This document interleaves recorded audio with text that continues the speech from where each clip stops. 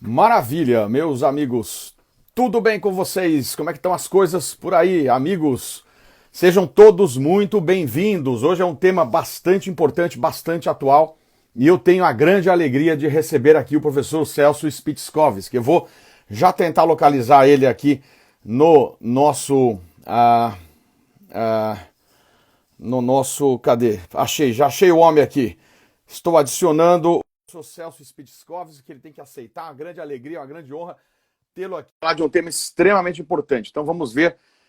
Já estou vendo a Lisandra, minha cunhada, doutor Barreto, meu sogro, a família está presente. Como é que vai, Celso? E aí, Pedro, tudo bem? Que legal, muito bom falar com você. É uma grande alegria tê-lo aqui nessa noite, professor Celso Spitzkovski. Eu não sei se o senhor consegue levantar o. Eu não sei se dá para levantar um pouquinho o celular, porque a Estou sua cara, sua veja metade. se é Pronto, possível. pronto. E maravilha. Você está me ouvindo bem? Tá perfeito. Também te ouço perfeito. Deixa eu ver se eu consigo aumentar o som aqui. Opa, peraí, tá aqui, tá aumentando o som. Então, beleza. A gente. Eu vou fazer a gentileza antes de apresentar a Sua Excelência. Aqui, já estou vendo o Darlan. Darlan, que legal ver você aí, meu amigo. Já vamos falar sobre todos os nossos amigos aqui. Eu vou só convidar os meus amigos do Telegram para que eles possam vir aqui. Ó. Porque a gente está com quase 9 mil pessoas lá. Se eventualmente. Esse é um problema do Instagram. Às vezes o Instagram não está abrindo para todo mundo. Estou ao vivo no Instagram. Pronto. Vamos ver se o pessoal as 9 mil pessoas recebem a informação. De toda forma, professor Celso, nós já estamos aqui com mais de 400 pessoas. Eu queria pedir a gentileza de, se possível, os meus amigos que estão presentes aqui convidassem os seus seguidores. Como é que vocês fazem isso? Vocês têm uma ferramentazinha que é clicar, acho que é o aviãozinho aqui, e aí vocês convidam os amigos, né? Vocês convidam as pessoas. Já vejo aqui o Darlan presente, o que é uma grande alegria, e com isso eu posso falar um pouquinho da nossa história, professor Celso, e por que o Darlan também está envolvido nisso e tantos outros professores que a gente poderia citar mais de 10, talvez 20, vários colegas. A nossa relação, minha e do professor Celso, ela é lá da faculdade, né? Eu sou formado pela PUC de São Paulo, depois fiz o mestrado e o doutorado na USP, em São Paulo. Mas na PUC eu fui despertado por uma professora chamada Leda Pereira Mota, assim como Darlan, assim como o Mas, assim como o professor Stefan, vários professores foram, vamos dizer assim, despertados pela professora Leda Pereira Mota, que infelizmente há muito não está mais entre nós. E a professora Leda, ela destacava os alunos que ela entendia que tinham um potencial e que gostava do direito constitucional, e ela, então, chamava para ser assistente dela. Tive o privilégio de ser, no 4º ano da faculdade, assistente de constitucional para os alunos do 2º ano. E o professor Celso também teve esse privilégio de fazer parte da equipe da professora Leda. Então, esta live vai com certeza em homenagem à Leda e tudo o que ela fez por nós, porque foi a Leda que me estimulou a escrever o direito constitucional esquematizado. E hoje eu tenho a grande alegria de ter o professor Celso Spitzko escrevendo para a coleção com o seu direito administrativo, essa obra-prima aqui, que é um trabalho espetacular e que faz parte da coleção Esquematizado.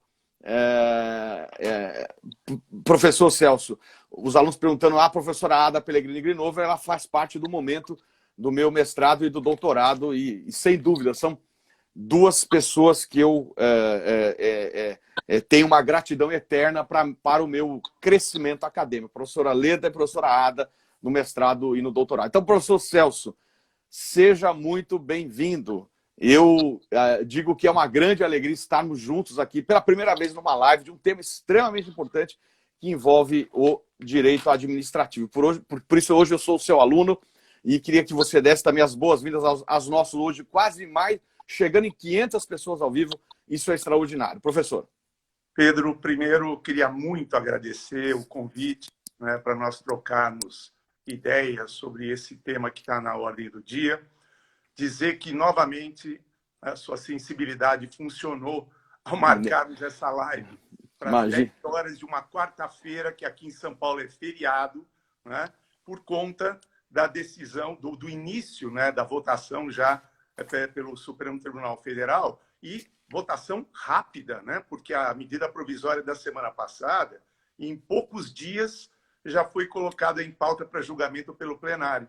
Então, eu queria agradecer muito para você essa oportunidade. É uma alegria muito grande estar falando com você, estar perto aí também de colegas que participaram de toda a minha trajetória profissional, também aqui da sua, né? E fico aí à disposição para que a gente possa trocar ideias, principalmente com base no início, né, da votação que foi feita pelo Supremo Tribunal Federal. Mas é uma alegria muito grande estar hoje aqui com você.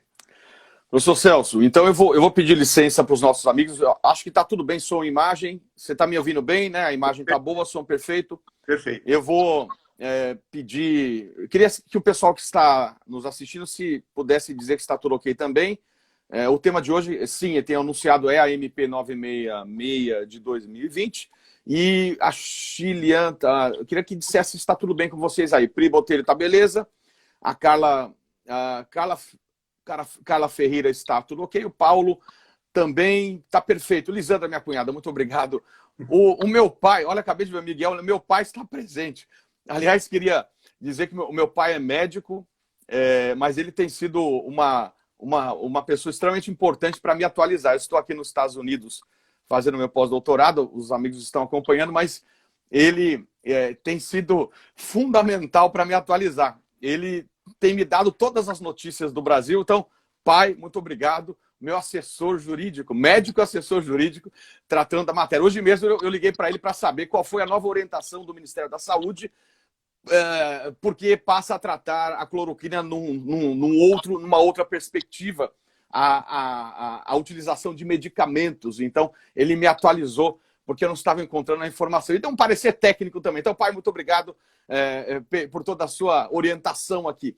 Eu vou pedir licença para desabilitar os comentários, porque dizem que é melhor que... Mas, por favor, chame os seus seguidores. O tema é muito relevante e importante. Professor Celso, falávamos sobre essa live no domingo, acho que foi isso, e a gente nem sabia que o Supremo ia votar esse tema hoje, ou iniciar a votação. Portanto, a gente fez uma pauta de live que não considerava a decisão do Supremo, na verdade, do ministro Barroso, o relator de 6 ADIs que estão tratando da matéria que eu já, apenas para conhecimento dos nossos amigos, eu destaco aqui que são as ADIs 64, 21, 64, 22, 64, 24, 64, 25, 64, 27, 64, 28 e 64, 31.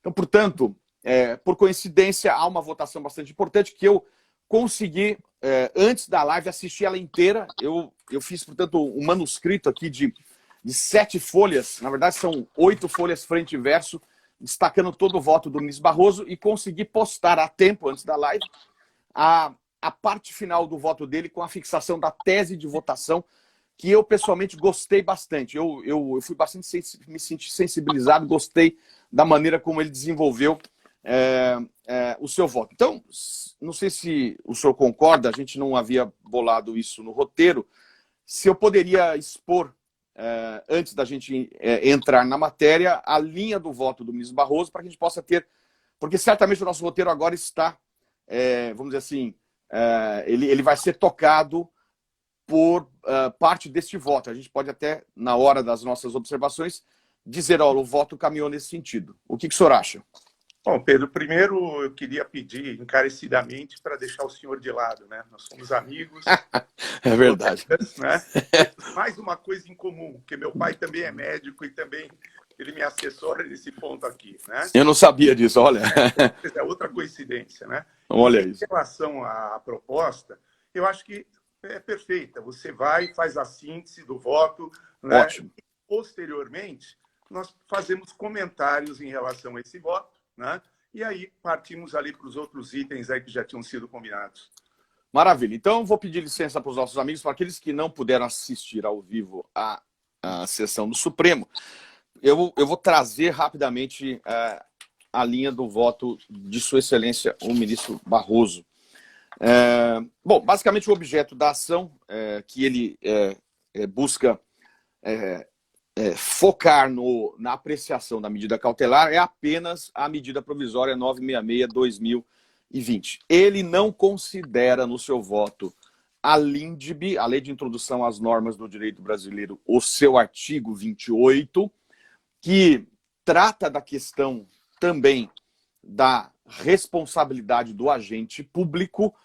Portanto, esse é um tema que não é atual, na verdade, que não é novo, que não é algo da medida provisória, porque já é uma realidade desde o artigo 28 da LINDB, que foi introduzido pela Lei 13.655 de 2018.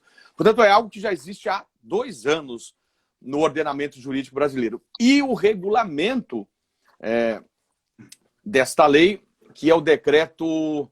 Você está com o número dele, só para a gente passar para os nossos amigos? Acho que eu consegui aqui. O decreto 9.830, de 10 de junho de 2019, que no artigo 12 deste decreto, ele tratou da responsabilização do agente público e definindo o conceito de erro grosseiro, que eu acho que é o que mais nos interessa para a análise de hoje.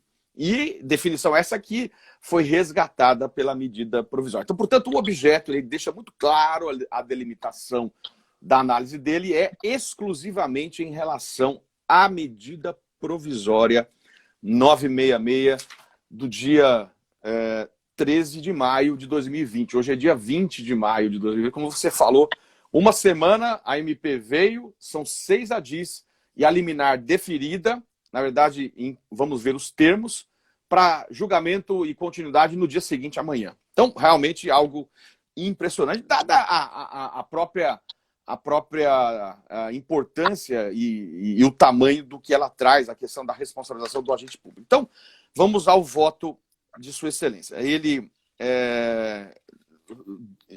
deixa claro que o que ele vai analisar na liminar... aliás, me permita um parênteses, professor Celso.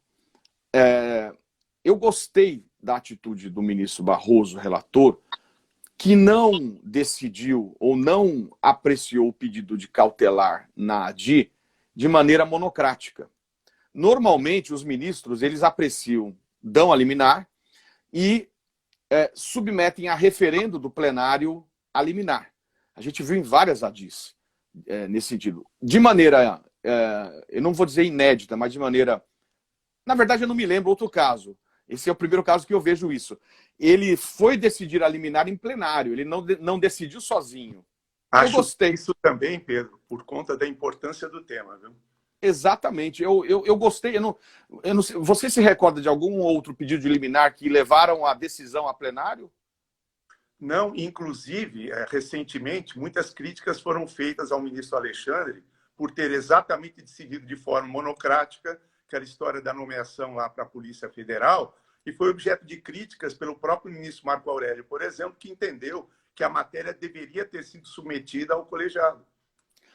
Olha que legal. Você lembrou bem de um ponto, professor Celso. Parece não, há uma... Agora que há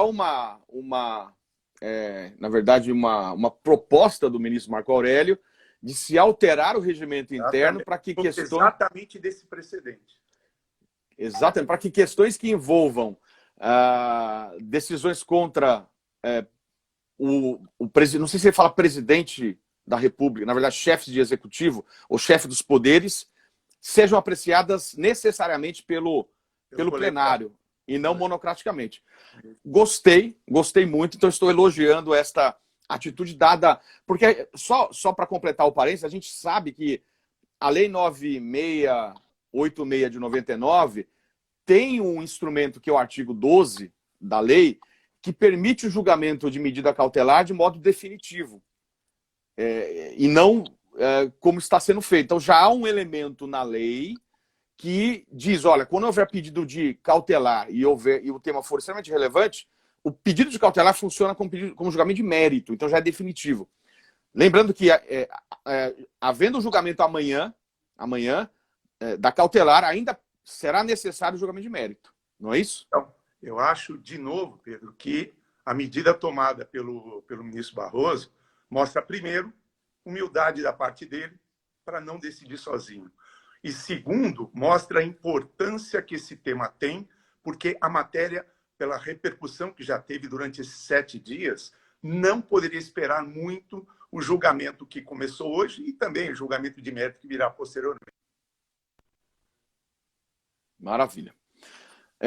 Vamos lá. Você está me ouvindo, Celso? Estou ouvindo bem. Você me ouve? Tá. Eu tô te ouvindo. O que parece que deu uma travada, mas vamos lá. Vamos seguir. Então, esse é um ponto bastante importante que eu fecho o parênteses agora. Então, a grande questão que ele analisa na cautelar é o conceito de erro grosseiro, e ele rejeita a preliminar de inconstitucionalidade formal, no sentido de que foi questionado se haveria relevância e urgência para a edição de uma medida provisória. Ele diz, olha, no meio de uma pandemia, me parece sim uma normatização que regulamenta as questões da pandemia, que há sim relevância e urgência, apesar de a medida provisória ter resgatado uma lei que já estava no ordenamento jurídico de 2 anos atrás. Então, ele afasta a questão da preliminar de inconstitucionalidade formal e passa a discutir o mérito da ação. E, no mérito, ele faz algo que eu gosto bastante e que aqui nos Estados Unidos, quando se estuda precedente da Suprema Corte Americana, se tem uma preocupação muito grande, que é considerar para uma decisão a ser tomada ou já tomada quando se está estudando, os elementos da época, os elementos sociais, econômicos, a história daquele momento. Então, quando se decide ou se analisa um precedente, não se pode analisar friamente a lei sem considerar a contextualização dela. Então, ele, que é um ministro que tem, sim, uma formação muito importante na escola americana, porque ele fez o seu LLM em Harvard e é professor visitante de algumas universidades dos Estados Unidos, ele utiliza desse conhecimento e da formação do direito norte-americano em suas decisões e em seus votos. Tanto é que estou elogiando Sua Excelência, o ministro Barroso, porque foi um dos primeiros a tomar o cuidado de fixar teses de julgamento em suas decisões, não somente em ADI, como também em decisões em recurso extraordinário, antes mesmo do modelo brasileiro e do Código Processual de 2015. Então, esta preocupação de explicitar a tese de julgamento é muito importante e, sem dúvida, influenciada por esta vivência que ele tem.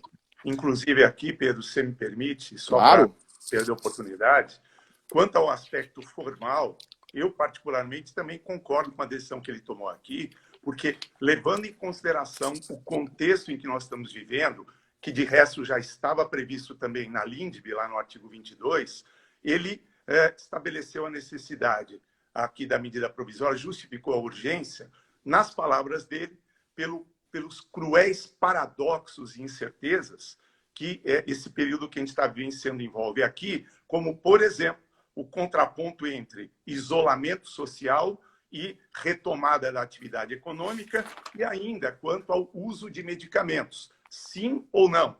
Eu só não admito, por enquanto, com perdão aí, foi a diferenciação feita hoje pelo presidente da República de que, politizando a questão, que os da direita usam cloroquina e os da esquerda usam refrigerante, né? Ou seja... Tubaína, né? Então, até rima, né? Aí é absurdo, né? Depois ele se arrependeu por ter dito isso num dia em que mais de 1000 pessoas morreram aqui, né? Mas, então, ele levou em consideração mesmo sobre o aspecto formal as condições da época, a formação humanística dele e as incertezas que permeiam esse período que a gente está vivenciando agora de pandemia, né?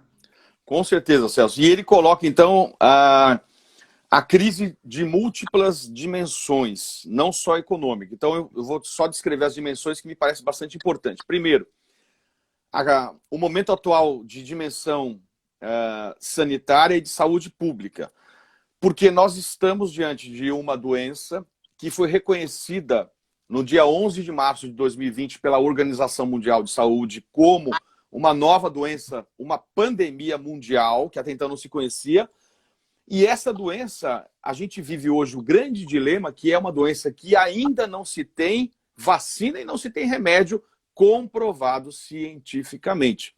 E, portanto, o remédio mais eficaz e que se demonstrou pela experiência de outros países é ainda o isolamento social. Ainda é o isolamento social por uma questão de propagação do vírus e diz ele de maneira bastante forte que se libera ou se não se tem esse distanciamento social, se pode caracterizar uma tragédia humanitária. Ele chega até a falar em genocídio. Porque há uma perspectiva de alguns estudos dizendo que se não se fizer esse isolamento, há uma possibilidade do Brasil chegar a um número extraordinário de mais de 500 mil mortes, considerando a experiência de outros países. Lembrando que nos Estados Unidos já se tem hoje mais de 100 mil mortes, algo alucinante do que a gente poderia falar. Inclusive, Pedro, a expectativa e a ansiedade por uma vacina ou por algum medicamento que possa combater mais rapidamente a pandemia, hoje, inclusive nos Estados Unidos, levou as ações de uma empresa norte-americana de farmacêutica ali, as ações dela subiram mais de 240% quando ela anunciou que já está em fase de experimentação com humanos, esse medicamento ali para combater, ou a vacina aí para combater essa terrível epidemia ou pandemia que está nos abatendo, né? Com certeza. Então vamos lá, dimensão sanitária e de saúde pública, dimensão econômica, porque sem dúvida essa e será a maior recessão de toda a história da humanidade, me parece sem precedentes. O exemplo que ele traz é uma queda de 99% da indústria automobilística, 99%, algo assustador e, por consequência, a dimensão social decorrente das outras duas, que vai gerar quebra sequencial das empresas e desemprego em massa, considerando uma expectativa de certamente 50 milhões, mas podendo chegar a 70 milhões de pessoas que precisam daquela ajuda de R$600 mensais. 70 milhões de pessoas, porque havia uma informalidade muito grande de pessoas invisíveis que estavam no mercado de trabalho e que não eram reconhecidas pelo Estado. Algo assustador, não é? Com certeza. Com certeza. Avançando, ele fala numa dimensão fiscal dramática, a pressão sobre os cofres públicos, e traz essa tensão que você bem colocou de distanciamento social versus retomada da economia, e que isso está muito explícito tanto no plano federal como no plano estadual e de municípios, essa tensão de orientação. E que se trata de um verdadeiro paradoxo cruel esse que se coloca. Então, de um lado, você tem essa tensão e, de outro, a utilização de medicamentos cuja eficácia não é questionada pela comunidade científica. Bom, pergunta a ele qual é o propósito dessa MP, se realmente seria dar segurança aos agentes. Ele entende que não, que ela não eleva a segurança e dá a entender a MP, inclusive, que tinha o objetivo de proteger coisas erradas. Muito bem. Avançando, ele fala realmente que há uma grande preocupação dos agentes públicos, porque muitas vezes o judiciário, especialmente a Suprema Corte, vai julgar aquela questão depois de 10 anos, e você olhar depois de 10 anos com outra visão, naquele momento, sem saber o que acontecia no momento atual, isso pode distorcer a própria noção da responsabilização. Portanto, há algo que tem que ser considerado na análise da Corte. Muito bem. Aí ele traz uma observação que me parece muito importante, e você, como especialista na matéria, vai poder desenvolver bem, é que ele deixa claro, na visão dele, que a medida provisória, quando no seu artigo 1º trata de não responsabilização nas esferas civil e administrativa, ele explicita que não se está excluindo de responsabilidade crimes praticados. Portanto, a MP, aliás, medida provisória nem poderia tratar sobre crime. Redação constitucional expressa. Perfeito. E ele exclui qualquer interpretação que dê imunidade a agentes públicos, eu estou colocando entre aspas, sim, eu tive o cuidado de assistir todo e assinar, por atos ilícitos de improbidade, sim, porque estão excluídos da MP, já que você como especialista e até advogado na área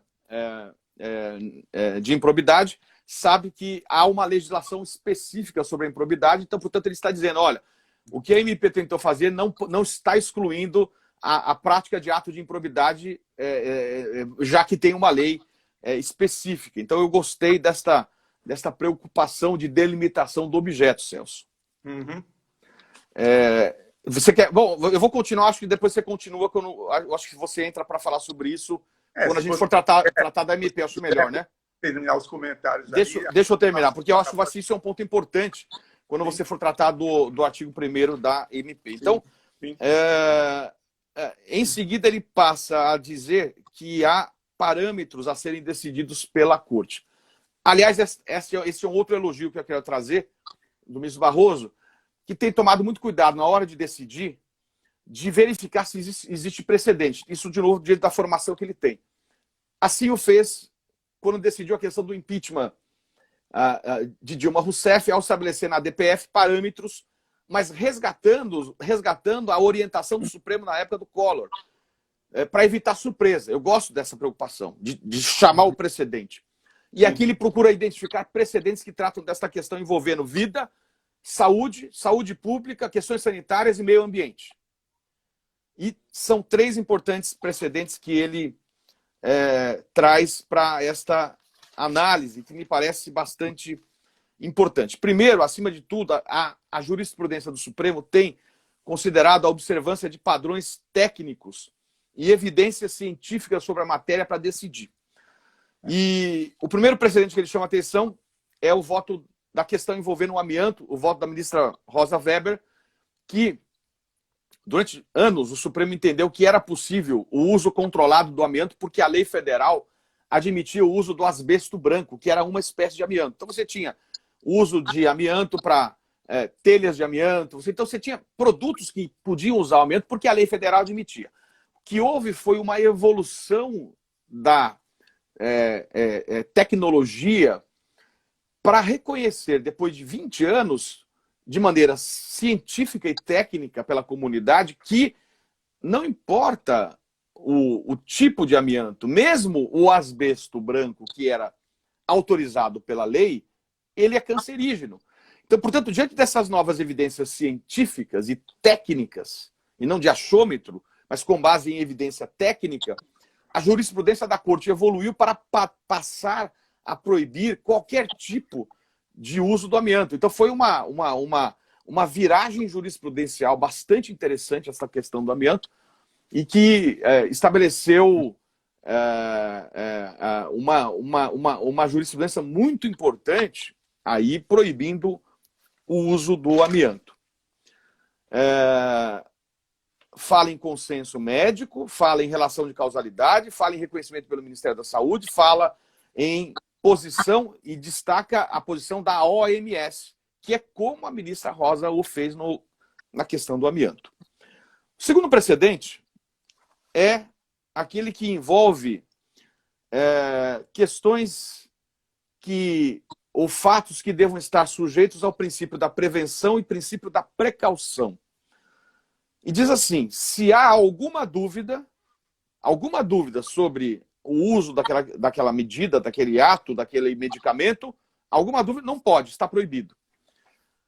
Aquela substância, aquele produto, aquele ato. E aí traz os precedentes, 2 precedentes. Um do ministro Fachin envolvendo a dispersão de substâncias químicas por aeronaves no combate ao mosquito transmissor do vírus da dengue, da chikungunya e Zika. E o Zika. Em que ele decidiu que a utilização dessas substâncias químicas, esse é o precedente da Corte, viola, porque não há, por conta das suas consequências, o princípio da prevenção e da precaução. Então, quem quiser acompanhar e anotar o precedente é o julgamento na ADI 5592. Então, é um importante parâmetro, ADI 5592. E o segundo é o o precedente do Dias Toffoli envolvendo o campo eletromagnético por sistema de energia elétrica, que ele destaca também o princípio da precaução e o critério da gestão de risco diante de incertezas científicas. Muito bem. A jurisprudência, então, oferece marcos que são o consenso médico, científico e a observância ao princípio da prevenção e precaução. Maravilha. E aí, ele destaca que é um grande problema os agentes públicos incorretos, desonestos, e essa é uma realidade que a gente não tem como afastar, e do outro lado, os agentes públicos honestos e corretos que querem fazer a coisa certa. Então tem que se colocar isso. E aí, portanto, propõe uma interpretação conforme a MP. Então o que eu quero deixar claro é que o voto dele não afasta a MP. A MP está em vigor, continua produzindo efeitos. O que ele propõe é uma interpretação conforme a Constituição, para que o sentido interpretativo do dispositivo literal só possa ser lido no seguinte ou nos seguintes termos. E aí eu coloquei na página do meu Instagram, deu tempo até antes da nossa live aqui, a tese de julgamento. Eu demorei para postar porque eu tive que transcrever tudo isso e levou um tempo. Então, a tese de julgamento proposta é a seguinte, abro aspas. Na interpretação da MP 966 de 2020, configura erro grosseiro o ato administrativo que ensejar violação ao direito à vida, à saúde, ao meio ambiente equilibrado por inobservância de normas e critérios científicos e técnicos e dos princípios constitucionais da precaução e da prevenção. 2. A autoridade a quem compete decidir deve exigir que as opiniões técnicas, ou seja, os pareceres técnicos em que baseará sua decisão, tratem expressamente das normas e critérios científicos e técnicos aplicáveis à matéria, tal como estabelecidos por organizações e entidades médicas e sanitárias internacional e nacionalmente reconhecidas, a OMS entra aqui então, e da observância dos princípios constitucionais da precaução e da prevenção sob pena de se tornarem corresponsáveis por eventuais violações a direitos. Portanto, o ato de agente público que não considerar, essa é a interpretação, eu quero ouvir se é assim que você está interpretando também a tese. Então, portanto, o ato que não considerar critérios científicos técnicos, princípio da precaução e da prevenção, ou mesmo se basear num parecer técnico, mas o parecer técnico não considerar isso, o ato caracteriza erro grosseiro. Ouvi atentamente você. Eu queria fazer também alguns comentários, né, em relação a essa decisão. Então, como a gente já concordou aqui, na parte formal, acho que realmente aí a urgência e a relevância estavam presentes por conta desse momento de incertezas aí que nós estamos passando, né, nesse momento, nesse período de combate à pandemia. Quanto ao aspecto material, eu queria destacar alguns itens importantes nessa decisão.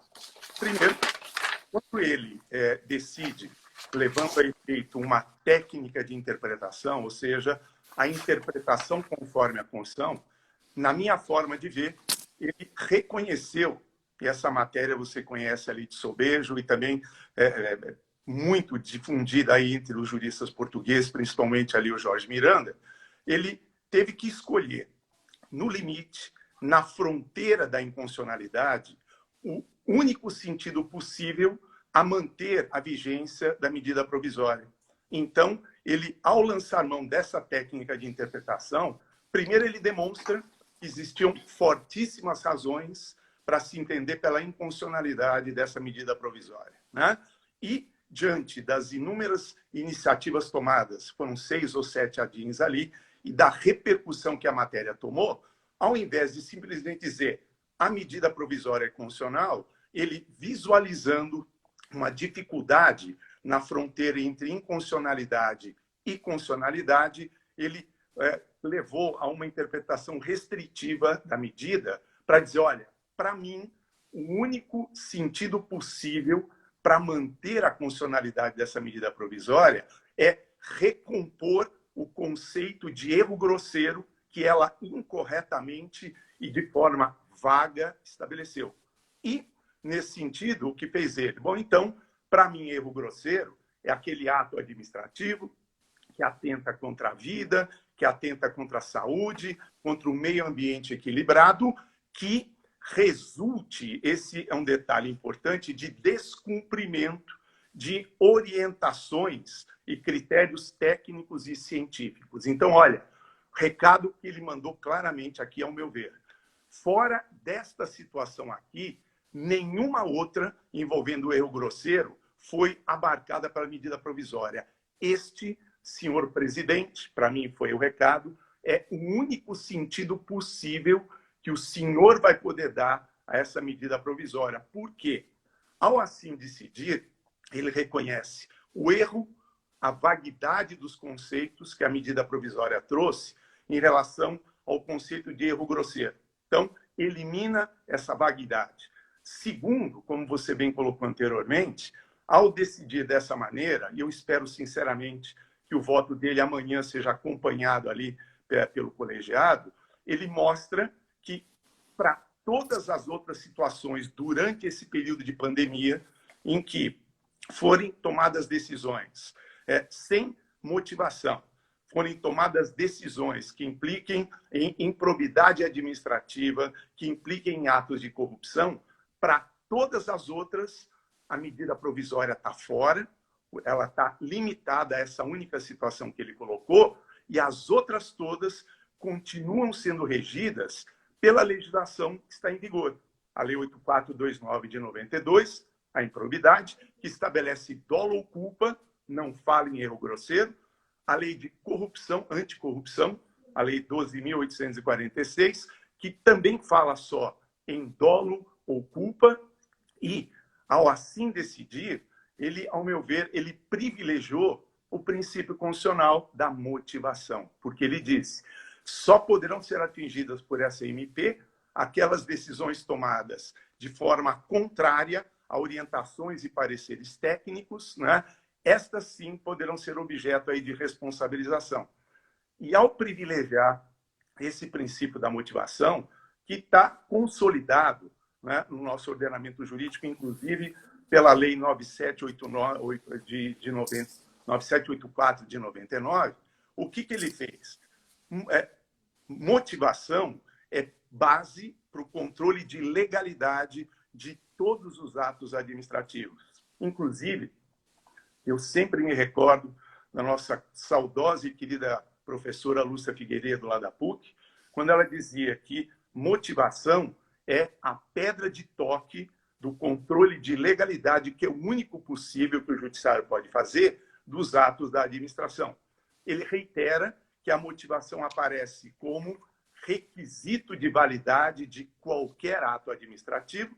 E, terceiro, ele ainda enfatiza e fortalece a chamada teoria dos motivos determinantes, aquela que exige motivação e, a partir do instante que a motivação é apresentada, ela passa a nortear, a orientar todas as decisões e atitudes a serem tomadas pela administração.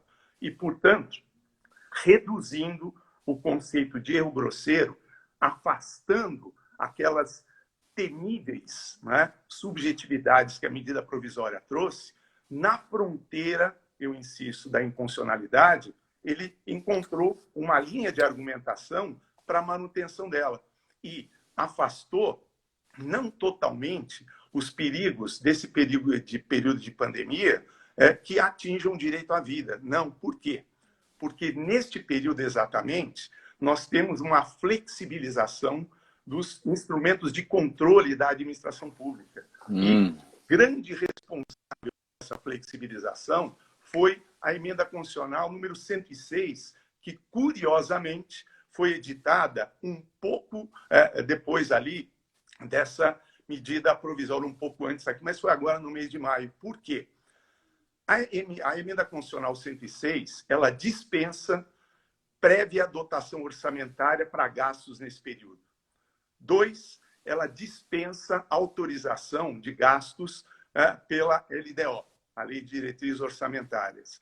3, ela dispensa a comprovação de estimativa de impacto financeiro. 4, ela autoriza contratação de pessoas sem que se observe limite de despesa, conforme previsto na Constituição, no artigo 169, no parágrafo 1º. Ela autoriza dispensa de licitação, ela autoriza pagamentos antecipados em contratos, ainda que o serviço nem sequer tenha se iniciado.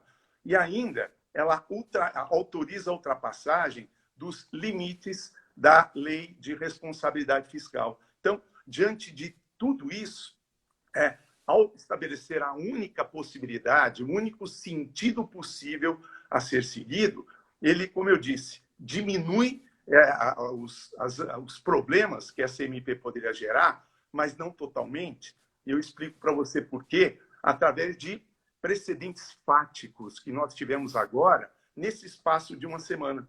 Então, quando o poder público compra respiradouros sem padrão sanitário mínimo, de forma a preservar o direito à vida, ele está atingindo o direito à vida e poderá ser responsabilizado por essa medida provisória. Né? Número 2, né? Ontem nós tivemos uma lei aprovada aqui no Brasil autorizando a transferência, atenção, de 2 bilhões de reais para Santa Casas e também para instituições filantrópicas. E um detalhezinho, a Santa Casa de São Paulo está sendo objeto de uma ação de improbidade administrativa, né, por conta dos desvios de verbas públicas praticados nos últimos anos. E agora, com esse desvio de verbas, o direito à vida, de forma inequívoca, ele fica prejudicado, porque o dinheiro que poderia ser canalizado para salvar vidas está sendo desviado. E uma outra situação de hoje, essa daqui, porque no Rio de Janeiro também nós temos a suspeita aqui de desvio de verbas, superfaturamento, olha, envolvendo a contratação de uma organização social para a construção de 7 hospitais de pandemia, né, com um valor de R$1 bilhão aproximadamente. Com um detalhe, essa organização social também está sendo objeto de investigação pela Lava Jato do Rio de Janeiro por desvio de verbas, superfaturamento, e isso já levou à demissão do secretário da Saúde. E como o Brasil é o país da piada pronta, tudo isso ocorreu na Operação Mercadores do Caos. Você quer coincidência maior do que essa daqui? E a pergunta que se faz é a seguinte: se o dinheiro está sendo desviado, se a prefeitura contratou quem não podia, porque objeto de investigação por ato de improbidade, toda essa dinheirama, e houve uma antecipação de 70 milhões sem que nenhum serviço tivesse sido realizado, toda essa dinheirama, se tivesse sido utilizada para a preservação da vida, porque a gente está chegando num período de pico da pandemia, espera-se aqui no Brasil, e dos 7 hospitais contratados, só 3 estão em funcionamento. E toda essa dinheirama já poderia ter sido utilizada de outra forma para preservar o direito à vida. E a pergunta que fica é a seguinte: esse pessoal, pela orientação dada pelo ministro Barroso, ele vai ser responsabilizado pela lei de improbidade, pela lei anticorrupção, e não por essa medida provisória, o que me parece correto. Mas, como aqui atinge o direito à vida, eu ponho em xeque, para a gente observar e acompanhar juntos, se alguém não vai alegar os limites dessa medida provisória, alto grau de culpabilidade, alto grau de negligência, porque culpa, negligência vá, mas alto grau. Então, se alguém invoca uma situação dessas aqui, nós estamos literalmente roubados, né? Então, a preocupação que se tinha, o ministro, em larga escala, ele afastou. E por quê? Porque, ainda que ele tenha dito que a medida provisória veio para proteger os agentes honestos, o problema é que, nos termos em que ela estava, ela veio para regulamentar a responsabilidade de agentes públicos, envolvendo honestos e desonestos também. E aqui, Pedro, ninguém me tira, eu encerro minha fala para passar para você, ninguém me tira da cabeça que, e nós conversamos isso antes, que o objetivo dessa medida provisória, já que ela não inova no ordenamento jurídico, porque já tinha previsão expressa na LINDB da questão do erro grosseiro, que é o principal item, né? O próprio ministro reconheceu.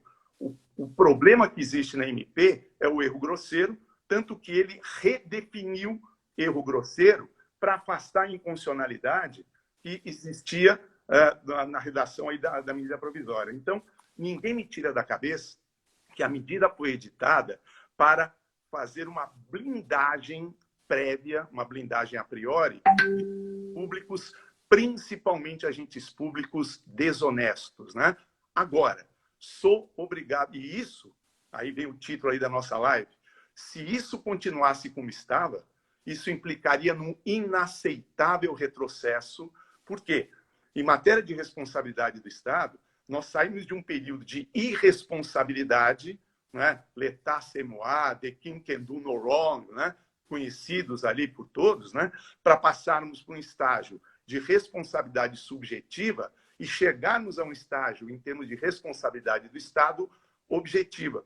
Do jeito que a medida provisória está, a vítima pode acionar o Estado, comprovando o nexo de causalidade, mas dificilmente o Estado poderia entrar com ação de regresso contra o agente para comprovar dolo ou erro grosseiro. Então, diria, dos males o menor, porque nos termos em que a decisão do ministro Barroso foi colocada, ele, pelo menos, reconduz a uma possibilidade possível só de configuração de erro grosseiro, que eu insisto, foi o grande problema que ele detectou na medida provisória. Ele foi lá e disse, se a decisão for acompanhada de motivação, não vejo nada de errado na medida provisória, exceção feita ao conceito de erro grosseiro. E por visualizar problema no erro grosseiro, o que ele fez? Redefiniu. É ato administrativo e só aquele que atinge saúde, só aquele que atinge meio ambiente equilibrado, que atinge a vida, decorrente do descumprimento de pareceres técnicos, né, consolidados aí ao nível mundial, principalmente pela Organização Mundial da Saúde. Então, se for só esta situação que autoriza a medida provisória, menos mal, porque aí toda a tentativa de blindagem de agentes públicos, que muita gente detectou, e eu acredito que o próprio ministro também, ele encontrou uma solução excelente, criativa, para dizer, ó, tirando essa hipótese, por todas as situações restantes de desvio de verbas, de superfaturamento, continuem em vigor as balizas estabelecidas pela legislação toda, improbidade, anticorrupção, licitação e assim por diante. Interessante. E então, diante dessa observação que você muito bem coloca, professor Celso, eu acho que seria interessante agora a gente, você, como especialista na matéria, descrever qual foi a grande novidade trazida pela Constituição de 88 ao distinguir, basicamente, a responsabilidade objetiva da subjetiva e explicar para a gente se a medida provisória ela tratava da questão da responsabilidade objetiva. Você já disse que não, mas fazer essa distinção, a novidade trazida pela Constituição no artigo 37, parágrafo 6º.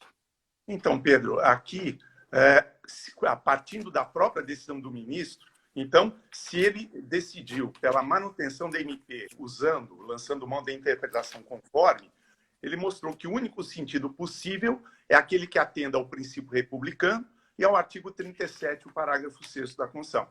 Pelo conceito de república, a perspectiva de responsabilização de agentes públicos tem que ser plena, porque eles atuam não em nome próprio, mas para nos representar. E em relação ao artigo 37, o parágrafo 6º, a Constituição avançou, porque para o Estado, lato sensu, ela entendeu que a responsabilidade é objetiva, nexo causal, para favorecer a vítima, que é a parte mais fraca dessa relação jurídica. Perfeito. E, num segundo momento, a Constituição diz que o Estado responde ainda para favorecer a vítima, por danos causados pelos seus agentes. Foi a primeira vez que uma Constituição lançou mão da expressão agentes. As anteriores eram super restritivas e falavam em funcionários públicos só, ampliando as possibilidades da vítima. O problema da medida provisória é que ela não entrou nesse primeiro viés. Ela entrou no segundo, quando a Constituição estabeleceu que, condenado o Estado, na ação que a vítima propôs, ele poderá entrar com uma ação de regresso contra o agente, pleiteando ressarcimento pelos danos que ele experimentou, ele, Estado, experimentou. Aqui, a medida provisória entrou, na minha forma de ver, de forma errada, quando, ao invés de se limitar a dolo ou culpa, falou em dolo e erro grosseiro. E, principalmente, nos termos em que ela foi vazada e que, graças a Deus, o ministro Barroso afastou, dando um sentido único para essa medida provisória para manter, salvaguardar a sua funcionalidade.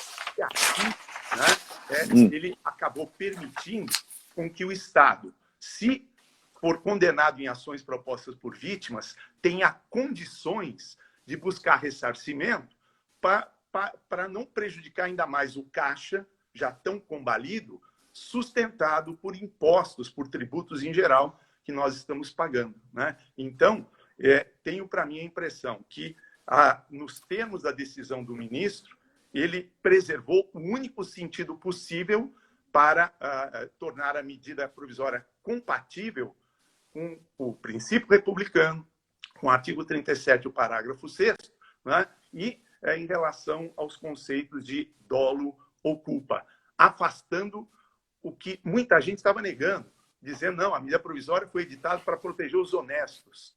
O problema é incluir nela os desonestos também, e do jeito que ela estava, os desonestos estavam incluídos, né? E, na minha forma de ver, interpretar de forma diferente, significaria negar a infeliz realidade nossa, né? Em que nós temos muita gente se aproveitando nesse período de anomalias, extraordinariedade, para praticar atos de corrupção, né? Porque dos 5.500 municípios, mais 5.500 que o Brasil tem, eu duvido que todos eles tivessem a necessidade de construir um hospital de campanha. E estão ganhando muito dinheiro nisso, né? E aqui nós temos o município de Borá, no interior de São Paulo, tem 800 habitantes, né? Fernando de Noronha zerou os casos de pandemia, e aí o hospital de campanha não tem nem hospital lá para tratar outras situações, né? E a questão da pandemia colocou a nu a precariedade do sistema de saúde. O prefeito de Manaus, o governador do estado também, ficamos sabendo, em algumas cidades não existia um leito de UTI. Então, essa possibilidade de construção construção de hospital, Pedro, com um projeto de paisagismo.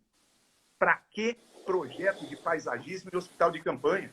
Isso fazendo com que o superfaturamento aumentasse a olhos vistos. Então, em síntese aqui, acho boa também a decisão tomada pelo ministro. Espero que ela seja acompanhada pelo restante do colegiado. Ela coloca as coisas no seu devido lugar e agora sim acredito que foi uma vitória, inclusive, daqueles que propuseram a ação, porque os temores, os calafrios envolvendo agentes desonestos e improbos desaparecem nos termos em que a decisão do ministro foi tomada. Celso, eu gostaria, antes da gente tratar da ação de regresso, que me parece toda a essência da medida provisória, que, se possível, né, você fizesse, né, você colocou muito bem a novidade do texto de 88A ao tratar dos agentes públicos, e a medida provisória no artigo 1º também usa a expressão agentes públicos, tratando da responsabilização. Que você pudesse rapidamente definir o conceito de agente público. Claro. Ou seja, a gente pode e devemos tomar agente público no sentido mais amplo possível? Eu acho que não seria o pode, eu acho que você bem colocou. Deve.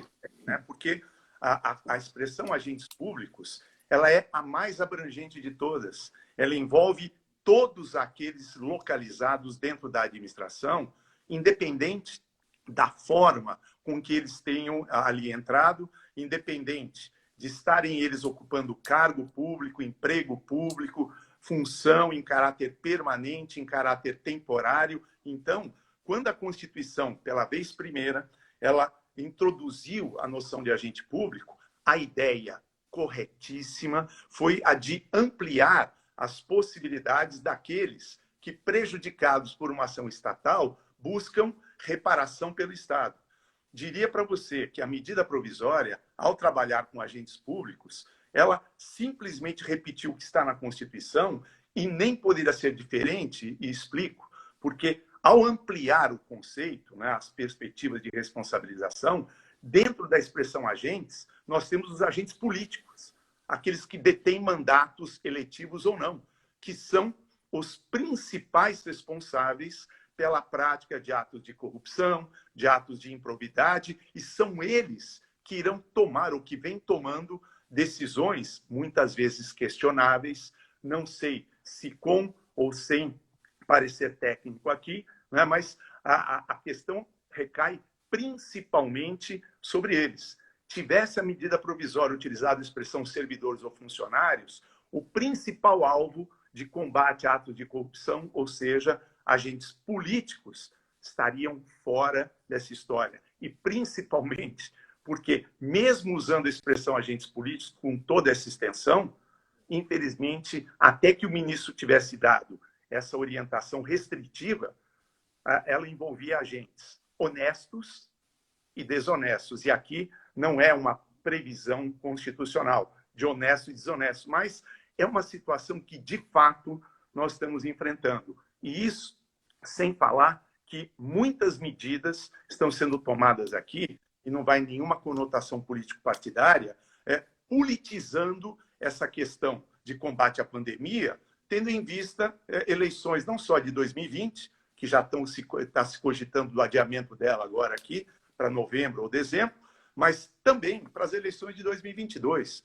Além da frase infeliz do presidente Bolsonaro hoje, né, envolvendo aí cloroquina e tubaína, nós tivemos outra frase infeliz dita pelo ex-presidente Lula, que se arrependeu logo em seguida, agradecendo a Deus pelo envio da pandemia, né? Por quê? Para que pudessem sentir a importância que o Estado tem no combate a ela. Quando o grande problema envolvendo o Estado, né, é o de se saber qual o tamanho ideal dele. É um Estado intervencionista, não intervencionista, e o pior, tudo isso, tanto a fala do presidente Bolsonaro quanto a do Lula, tudo isso foi dito num dia triste, em que mais de 1.000 pessoas choravam as mortes aí dos seus entes queridos, né, por conta desse, entre aspas, monstro ali, segundo as palavras do presidente Lula. Então, tudo isso, politização da questão, o problema envolvendo os sérios temores quanto a atos de improbidade, atos de corrupção, por tudo isso, eu entendo que a decisão do ministro Barroso, e ao assim decidir, ele, primeiro, reconheceu que existia uma fronteira tênue entre inconstitucionalidade, né, proposta pelas ações, pelas ADINs que entraram no Supremo, e a única forma possível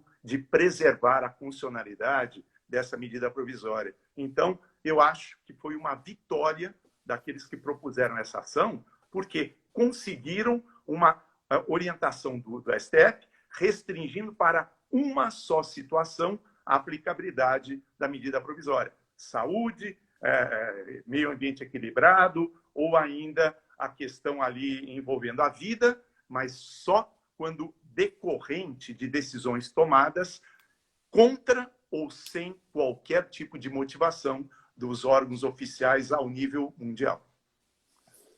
Muito bom, professor Celso. Bom, acho que a gente pode, então, colocar todos esses parâmetros, e a gente já vem fazendo isso, falar um pouquinho da MP, né? Na verdade, o artigo 1º dela estabelece essas hipóteses de responsabilização ou não responsabilização, e que, sem dúvida, a partir da decisão do ministro Barroso, há uma interpretação conforme não só em relação ao artigo 2º, como também em relação ao artigo 1º. O que é interessante observar é que, ao final do voto, o ministro Lewandowski ele faz um pedido de esclarecimento para saber se também, nessa interpretação de necessidade de se olhar as orientações técnicas, se estaria também o inciso 2 do artigo 1º, que fala no combate dos efeitos econômicos e sociais. E ele explicita, sim, que não é só a questão de enfrentamento de emergência da pandemia, como também o combate aos efeitos econômicos. Então, eu acho que a decisão, ela limita de maneira bastante importante o tamanho do artigo 1º e o tamanho da não responsabilização que se buscava com essa medida provisória. Então, isso está bastante claro, me parece. Se preservar esse entendimento, a gente tem uma leitura muito pontual das hipóteses de não responsabilização. Ou seja, somente poderão ser... Pois não. Perdão, esse ponto aqui, inclusive, que você está levantando agora, porque também existiam sérios temores de que o envio de verbas astronômicas para estados e municípios muitas vezes poderia servir de forma para encobrir envio de verbas para outros setores. Até porque, recentemente aqui em São Paulo, o Tribunal de Contas do Estado notificou uma centena de prefeituras que até hoje não apresentaram contas das verbas que receberam. Né? Ora, se não apresentaram contas aqui, isso significa que, inclusive, tivemos casos de prefeituras que até agora nós estamos, espero, tomara a Deus, chegando aqui no período de pico da pandemia para depois arrefecer tudo, mas prefeituras que até agora não usaram o dinheiro.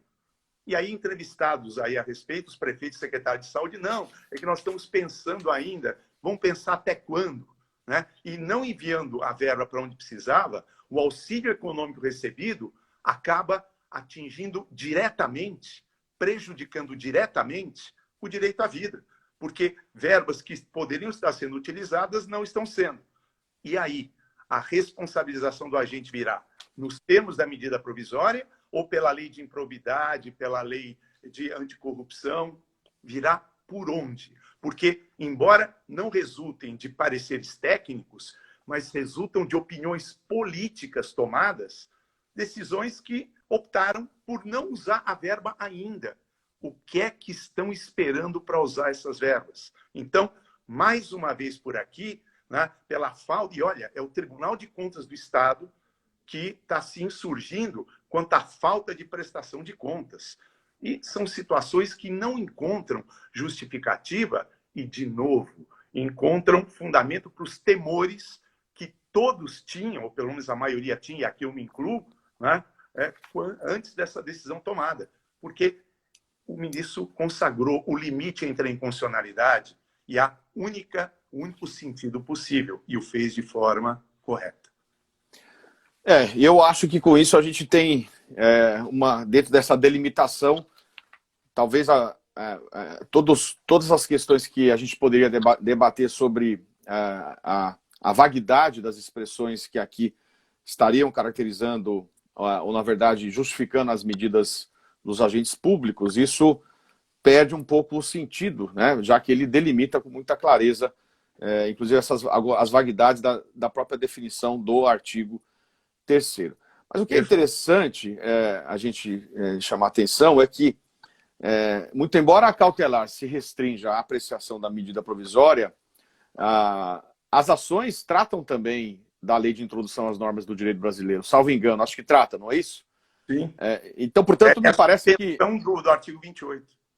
Então, eu entendo que no julgamento de mérito, eles vão ter que enfrentar tanto a lei de introdução às normas do direito brasileiro, como também o decreto que define o conceito, o artigo 28 da lei e o artigo 12 do decreto, que, se declarado inconstitucional, por arrastamento estaria também maculado o decreto regulamentar, que regulamenta. Até mais, viu, Pedro? Porque essa medida provisória, ela trabalha com o conceito de erro grosseiro especificamente para o período de pandemia. A lei de introdução, lá, a LINDB, ela repete, como você repete, não, ela instaurou os conceitos de erro grosseiro, as características do erro grosseiro e para as situações em geral. Então, eu entendo também, a decisão que for dada pelo Supremo sobre a questão do erro grosseiro vai repercutir, se não agora, mais tarde, na questão da Lindbe. Esse vai ser realmente um grande... ele chega a chamar atenção no voto que há um parecer assinado por vários juristas de grande renome, né? Um parecer sustentando a constitucionalidade das novidades da lei de introdução.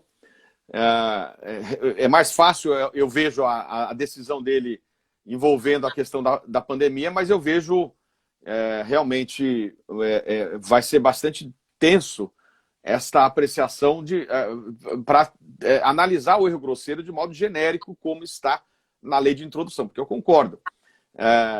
E a lei de introdução, na verdade, a MP repete o que está no decreto regulamentar, o próprio conceito de erro grosseiro. Então, se eu estou questionando e na verdade, procurando saber, na sua opinião, se esta interpretação restritiva ela decorre apenas da pandemia ou se, na sua visão, ela deve ser estendida para um sentido mais genérico. Porque é mais fácil, e aí eu acho que eles não quiseram comprar essa discussão, essa briga nesse momento, é muito mais fácil se discutir a questão à luz da pandemia e chamar atenção para as decisões técnicas. Mas o grande ponto vai ser se isso vai se justificar também no momento, na situação de irregularidade, que não durante a pandemia. Porque a MP ela é específica para o enfrentamento da pandemia.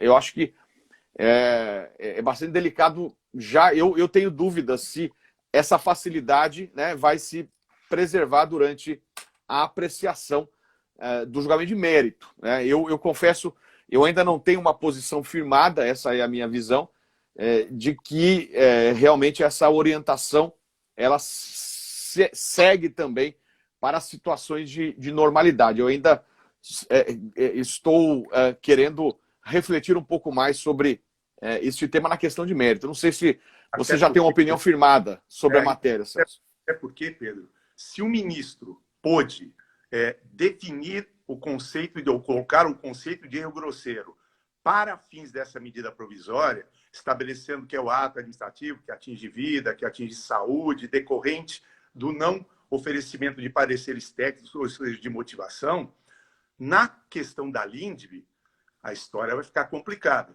porque para dar o mesmo tipo de interpretação conforme, ele vai ter que definir o que é que ele entende por erro grosseiro, ele vai ter que afastar as vaguidades, as mesmas da medida provisória que a Lindbe apresenta. São exatamente as mesmas, como você bem colocou, que aparece lá no artigo 12, o parágrafo 6º do decreto. E se ele entender por bem afastar, através dessa interpretação conforme, toda a vaguidade dessas expressões para a questão da pandemia, eles vão ter que fazer a mesma coisa para os parâmetros de erro grosseiro estabelecidos pela Lindbe. E se não o fizerem, eu acho, na minha visão, vai ser um Deus nos acuda, porque diante da vaguidade desses conceitos, se forem mantidos sem nenhum tipo de reparo, então, para cada caso concreto, você vai ter que estabelecer o que vem a ser um alto grau de negligência, um alto grau de imperícia, né? Um alto grau ali de imprudência, né? E ainda mais, porque aqui nós podemos até ter contexto de incertezas, de paradoxos, mas isso, em geral, como é que vai ser observado em relação à Lindbe, né? Aqui nós podemos ter complexidade da matéria.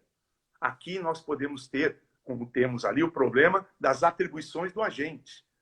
Mas para transportar essa discussão para a Lindbe como um todo, aí eu estou aguardando com muita expectativa para ver como o Supremo Tribunal Federal acaba seguindo com esse julgamento. Por enquanto, eu acho que começou bem. Maravilha, Celso. A gente está passando de 1 hora. Eu não sei o que aconteceu com o Instagram, porque parece que ele está liberando a live para mais de 1 hora. Nós já passamos de 1 hora de live. É interessante.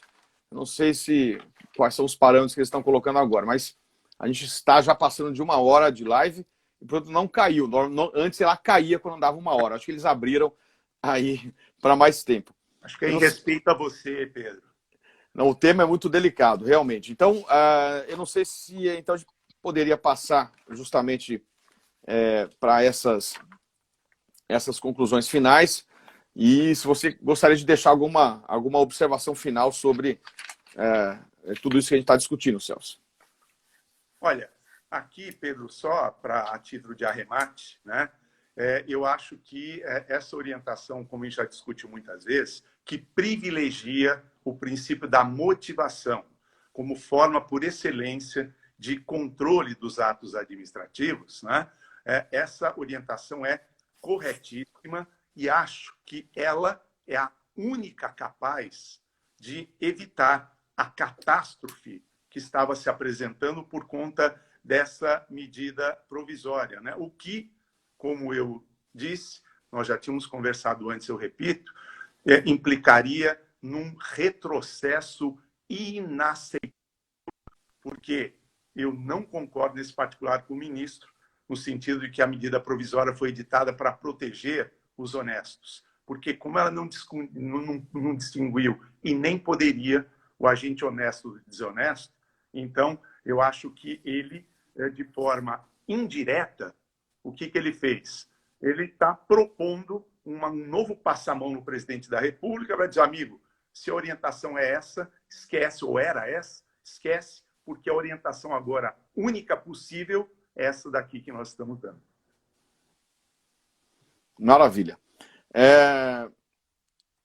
Em termos de procedimento, esta medida provisória ela vai ser apreciada pelo parlamento, a ADI continua e, eventualmente, sendo convertida em lei, né, só para a gente destacar o procedimento, ela haverá necessidade de aditamento da petição inicial para que se possa discutir a amplitude dessa matéria. Então, a gente vai realmente... essa ação ela não é para agora, a liminar vai ter os seus efeitos muito importantes considerando a pandemia, mas eu vejo que a amplitude da definição do tamanho da lei de introdução às normas do direito brasileiro, a minha visão é que isso seja julgado daqui a vários anos. Eu não acho que o Supremo vai colocar em pauta esta questão tão cedo, envolvendo mérito. Então, portanto, a orientação de não ter aplicado o artigo 12 é no sentido realmente, porque é realmente muito mais fácil essa restrição da não responsabilização envolvendo a questão da pandemia. Isso é muito mais fácil de se fazer, de se construir, mas eu vejo realmente que o julgamento de mérito, na minha visão, isso vai demorar muito ainda. O Supremo vai colocar esta pauta muito mais, em alguns anos. Eu não acho que o julgamento de mérito envolvendo a Lindbe vai ser tão rápido, na minha visão.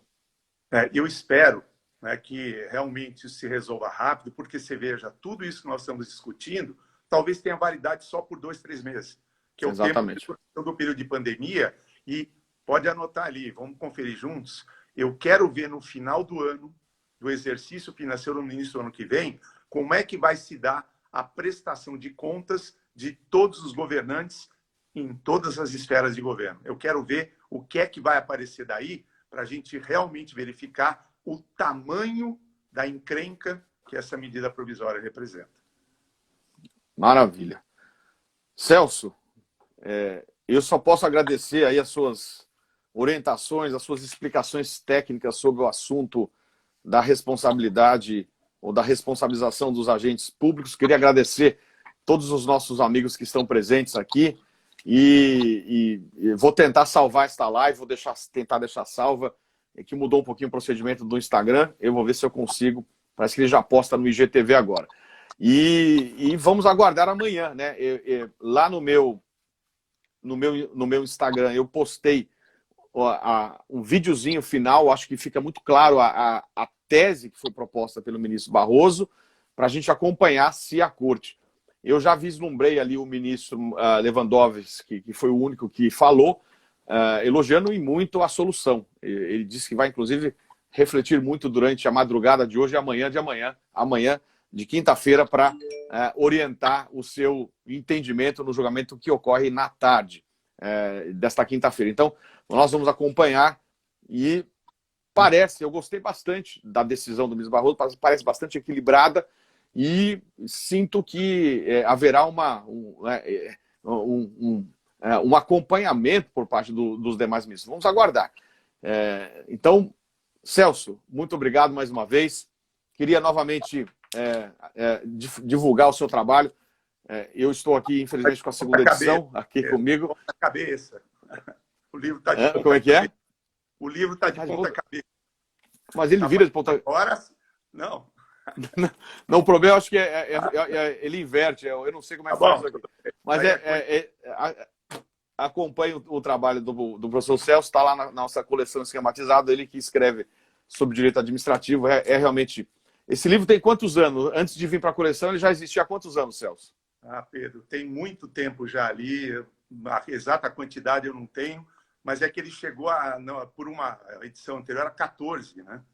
Você escreveu ele quando você começou a dar aula no Damásio. Quantos anos você está no Damásio dando aula? Aí é bullying, né? Não. Aí é bullying, mas é brincadeira. Aí esse ano, agora, exatamente em julho ali, a gente está completando 25 anos de Damásio. E o livro surgiu depois de quantos anos de dar aula no Damásio? Olha, depois de algum tempinho ali, foram 14 edições anteriores, né? Mais 3 então, agora são 17, um tempinho aí para amadurecer as coisas ali, né? A vivência. Muito embora esteja na terceira edição, já tinham 14, então são 17 edições para aquele que puder acompanhar. É um trabalho extraordinário aí para aqueles que querem aprofundar o direito administrativo. Eu só posso agradecer você ter aceito o convite de fazer parte da coleção esquematizada e convidar os amigos para conhecer esse trabalho maravilhoso. Celso, então, muito obrigado. Queria agradecer a sua atenção e também dos nossos amigos. Para a questão de procedimento, vou tirar você da tela para depois encerrar. Só te agradecer muito pela oportunidade também, né? Foi muito gostoso estar com você, com os nossos seguidores ali. Também dizer que amanhã, embora seja feriado, eu vou procurar também acompanhar o resto da decisão do Supremo para também estabelecer outros comentários ali, tá bom? Amigo, muito obrigado por tudo. Valeu. Valeu, Celso. Eu vou então remover aqui, pedir licença e vou adicionar os comentários novamente dos nossos amigos aqui, para que a gente possa, então, nos despedir. Então, eu queria agradecer, vocês já podem comentar, os amigos que estão aí presentes, aqui a Luciana, a Leni, a gente passa de mais de 1 hora, eu não sei o que aconteceu, parece que as lives agora podem ser ampliadas. A Sofia disse que amou, a Mari Fernandes, Josivaldo, muito bom, boa noite, Lucas, todo mundo aqui, ó, a Evilan Gomes, Dr. Barreto, meu sogro, Dr. Barreto, também um médico extremamente conceituado na cidade de Santos, saudades, foi sensacional, ó, todo mundo pondo um joinha, e foi muito legal aí a presença de todos vocês aqui, ó, a Cris Pontes, o André disse que foi top, o Lucas disse que foi excelente a live maravilhosa, o tiro saiu pela culatra, muito esclarecedor, a Mônica, ótima live, amei a Tamires, foi muito legal, excelente, ó, o professor Eugênio Montoto, professor da nossa coleção esquematizada de contabilidade, que honra a sua presença, professor Montoto, é um dos maiores especialistas aí da contabilidade, escreve para a coleção esquematizada também, Montoto. Esse é o tema que interessa a toda a sociedade, né? Maravilhosa, ótima. O Flávio disse que foi show, sensacional. Ó. Caroline, o Daniel, que maravilha, o Gilberto, muito legal. Queria convidar todos vocês, amanhã a gente tem uma live também muito densa no projeto do Boston College. Façam a sua inscrição, está o link na minha bio. É realmente um tema muito sensível envolvendo as jovens mulheres, a questão do encarceramento. Vale a pena, não percam a aula, é gratuita do Boston College amanhã. Tem que fazer inscrição porque é um webinar. Aí vocês recebem o certificado, não, o link para acessar a aula. Maravilha? A Lili dizendo que incomoda muito a MP. Deixar salvo. Amanhã terá certificado. Silvio, a princípio a gente mudou o procedimento de certificado porque a gente já explicou na última live. A princípio não tem, mas a gente está tentando ver alguma solução. Eles estão tentando encontrar alguma coisa. A princípio não considera apenas o conhecimento e o aprendizado que você vai ter amanhã com a professora Francine. É extraordinário o trabalho que ela tem, inclusive numa ONG, é muito interessante. Ó, o Daniel tem participado de todas as lives, já é a 7ª live. Então entra, eu fiz postagem, entra na minha bio, clica no link, faz a inscrição. Não tem que ter medo nenhum do Zoom, gente. O Zoom não tem perigo nenhum. Até porque o Zoom que o Boston College está utilizando passa pelo servidor deles. Então fica tranquilo, é webinar, é diferente do Zoom sala, que aí é outra coisa. Então vou tentar deixar salvo. E o Fernando, os conhecimentos, amando as lives, sensacional, gente. A gente tem procurado democratizar o ensino, levar para todo o Brasil nesse período de pandemia. Gilberto, ó, o Renan já está inscrito, que legal. Mato Grosso está presente na live. Adriana, Direito Penal está presente. A Manu, minha filha, a Manu está presente. A Manu, gostei, você está presente na live a essa hora, 22h30, 10h30 da noite aqui. Então, pessoal, agradecendo, o Camilo disse que a melhor aquisição da vida foi o livro do professor Celso, o Direito Administrativo Esquematizado. Olha que legal. Laura Teles, já estou notando, Tocantins está na área. Vai ficar salvo assim, Garanhuns, Manu está presente. Quer dar oi pro pessoal, Manu? A Manu está entrando aqui. Vamos dar oi aqui para a turma, Manu. Lucas de Rio Verde, Manu vai dar oi. Oi. A Manu está fazendo 10 anos no dia 25. Tá gigante, hein? Tá gigante, hein, Manu? Tá gigante, hein, Manu? Maravilha, Manu. Então, ó, vai para o YouTube. Vou tentar, se eu conseguir salvar, vou jogar no YouTube também. Então, é isso. Galera, nós vamos falando. Muito obrigado pelo carinho de todos. A gente se vê. Forte abraço. Tchau. Valeu. Peraí, agora eu não posso errar. Deixa eu ver. Não posso errar.